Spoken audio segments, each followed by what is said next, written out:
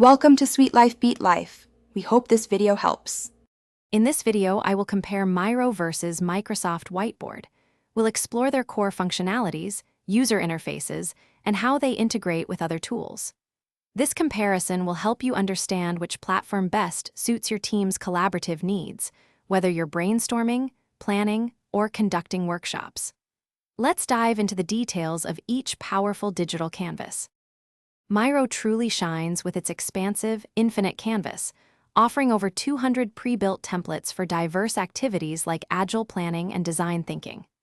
It supports a rich variety of media, from documents to videos, and boasts advanced features such as voting, timers, and robust integrations with numerous third-party applications. It's perfect for complex, large-scale projects. Microsoft Whiteboard, on the other hand, offers a streamlined and intuitive experience, deeply integrated within the Microsoft 365 ecosystem. It's pre-installed and works seamlessly with Microsoft Teams and OneNote, making it ideal for quick, focused brainstorming sessions.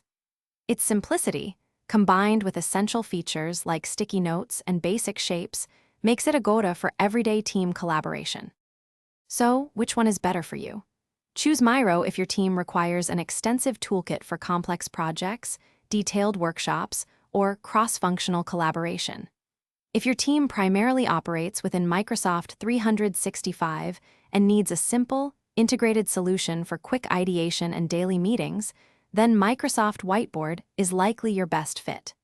Consider your specific needs carefully. Thanks for watching. Consider subscribing if we helped you.